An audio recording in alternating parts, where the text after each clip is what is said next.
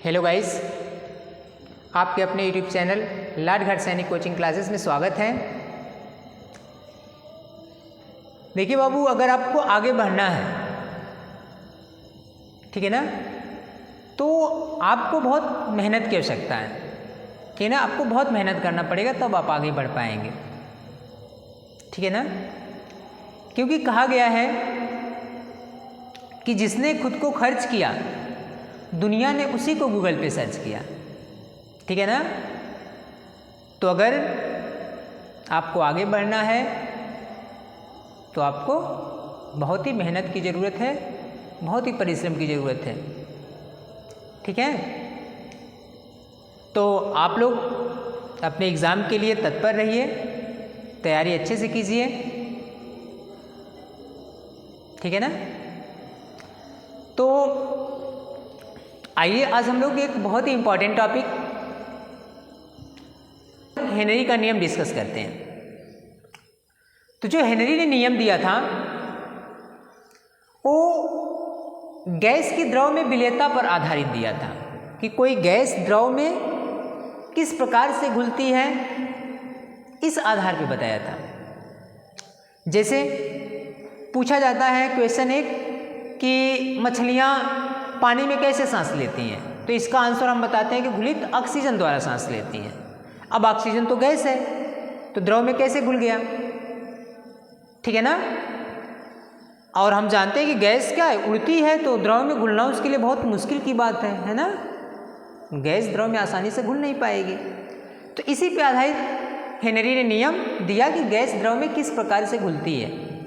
तो आइए देखते हैं। जैसे मान लें कि हमने ले लिया, एक द्रव ले लिया, ठीक है ना। हमने एक द्रव ले लिया,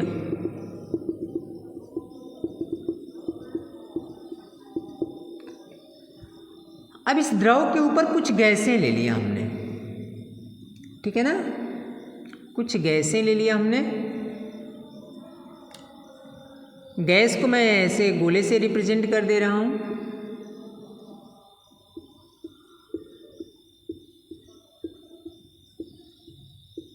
ठीक है ना। गैस को हमने गोले से रिप्रेजेंट कर दिया। इसके ऊपर एक पिस्टन लगा दिया, ठीक है ना।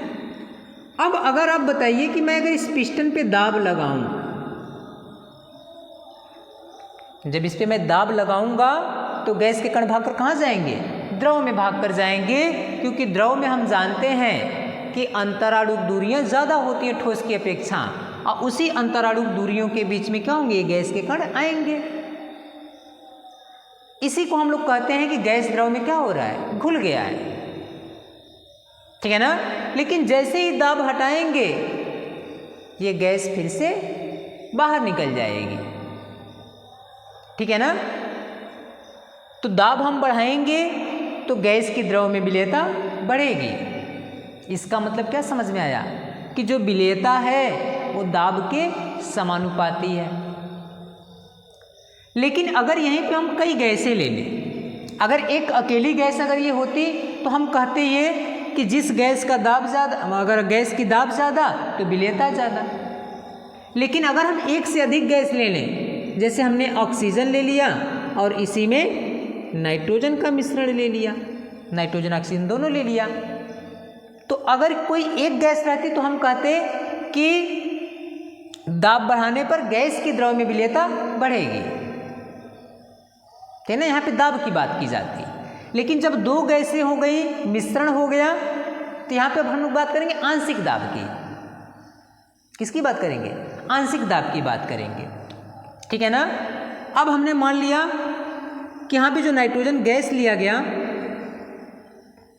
ठीक है ना, और ऑक्सीजन गैस लिया गया, तो दोनों गैसें मिलकर के इस सतह पे क्या कर रही होंगी, दाब डाल रही होंगी। तो अब आपसे पूछें कि बताइए कौन सी गैस दाब ज्यादा डालेगी, ठीक है ना। तो स्वाभाविक है कि आप बताएंगे कि जिस गैस की मात्रा ज़्यादा होगी वो गैस द्रव की सतह पे दाब ज़्यादा डालेगी। लेकिन गैसें दो हैं तो यहाँ पे दाब की बात तो हम कर नहीं पाएंगे। मिश्रण के कंडीशन में जहाँ पे एक से अधिक लोग इन्वॉल्व होते हैं वहाँ बात की जाती है आंशिक की। तो यहाँ पे जो बात की जाएगी दाब की, तो आंशिक दाब नाइट्रोजन का और आंशिक दाब ऑक्सीजन की बात की जाएगी। तो हेनरी ने यही बताया कि द्रव की सतह पर जिस गैस का आंशिक दाब ज़्यादा होगा वो गैस द्रव में ज़्यादा घुलेगी। अब आंशिक दाब कैसे ज़्यादा होगा? तो आंशिक दाब जिस गैस की मात्रा ज़्यादा होगी उसका आंशिक दाब ज़्यादा होगा, और उसका आंशिक दाब ज़्यादा होगा तो द्रव में उसकी विलेयता ज़्यादा होगी। हेनरी का यही पहला नियम है। अब वो नियम सुन लीजिए क्या बताया। उन्होंने कहा कि किसी द्रव की सतह पर, ठीक है ना, किसी द्रव की सतह पर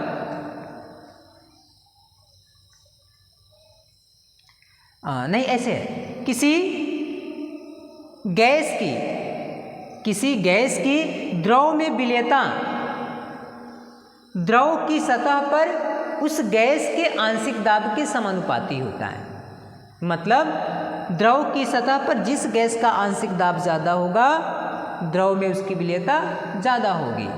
विलेयता पे आधारित नियम दिया। तो आइए देख लेते हैं। उन्होंने बताया कि स्थिर ताप पर किसी गैस की द्रव में विलेयता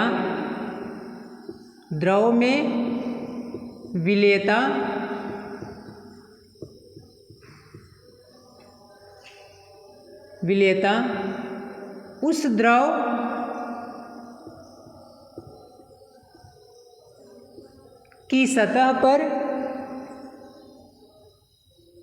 द्रव की सतह पर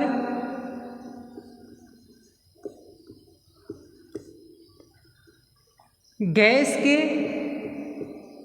आंशिक दाब के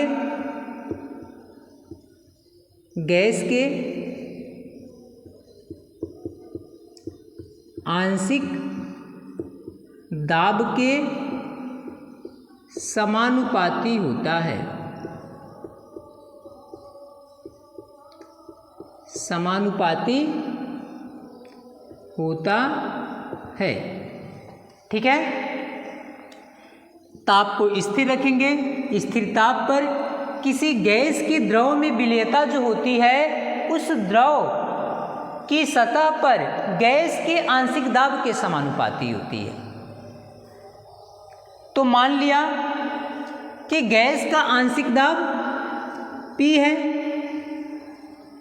मान लिया गैस का आंशिक दाब P है और विलेयता को हमने मान लिया S, ठीक है ना। तो जो गैस की विलेयता होगी, विलेयता को हमने सॉल्युबिलिटी S से रिप्रेजेंट कर दिया, ये समानुपाती होगी उस गैस के आंशिक दाब के, अर्थात S समानुपाती P हो जाएगा। जब समानुपाती चिन्ह हटाते हैं तो एक नियतांक आता है S बराबर KHP, ठीक है, जहां KH बराबर हो जाएगा हेनरी नियतांक,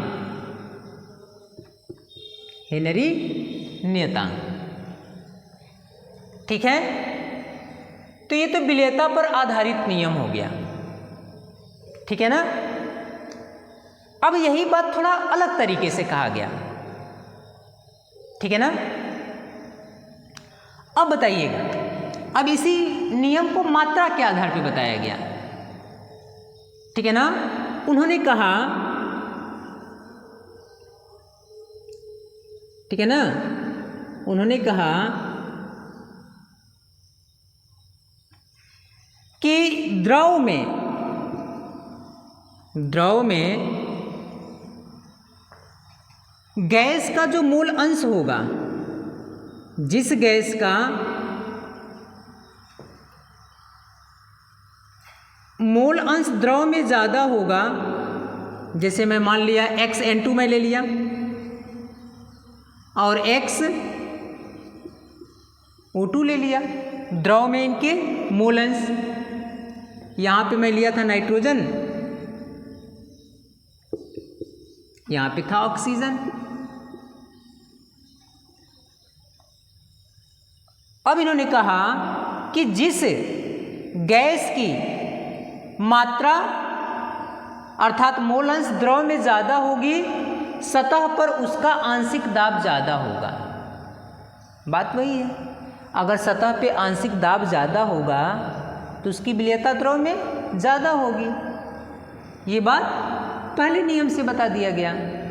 दूसरे नियम में क्या कहा गया, उसी का उल्टा कहा गया कि द्रव में जिस गैस का मोल अंश ज़्यादा होगा, द्रव की सतह पर उस गैस का आंशिक दाब भी ज़्यादा होगा।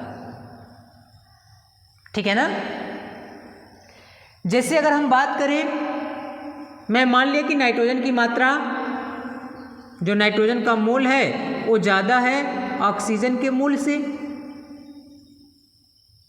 ठीक है ना।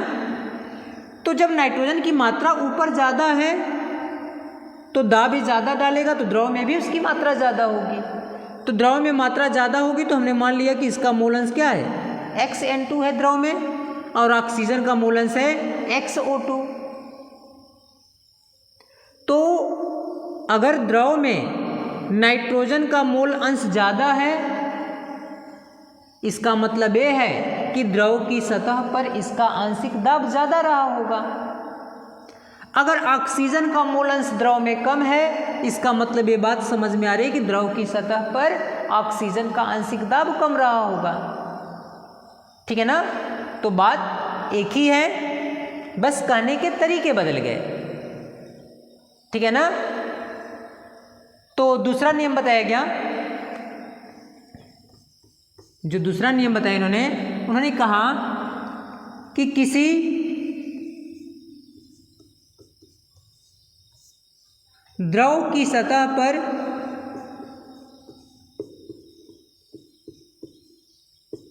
पर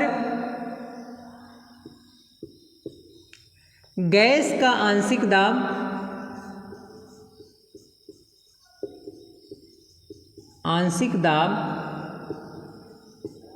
उस द्रव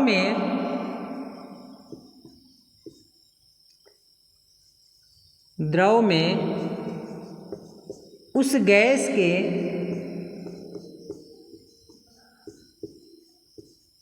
मोल अंश के समानुपाती होता है। मोल अंश के समानुपाती होता है। अर्थात अगर हम मान लें कि किसी गैस का द्रव में मोल अंश X है और द्रव की सतह पर उसका आंशिक दाब P है, तो यहाँ पे जो आंशिक दाब P होगा वो समानुपाती होगा द्रव में उसके मोल अंश के। द्रव की सतह पर गैस का आंशिक दाब द्रव में उस गैस के मोल अंश के समानुपाती होता है। तो मैं मान लिया कि द्रव की सतह पर गैस का आंशिक दाब P है और द्रव में उसका मोल अंश X है, तो P समानुपाते X हो गया। जब समानुपाते चिन्ह हटाते हैं तो P बराबर आ जाएगा KHX। P बराबर आ जाएगा KHX, जहाँ KH क्या है, जहाँ KH बराबर हेनरी नियतांक।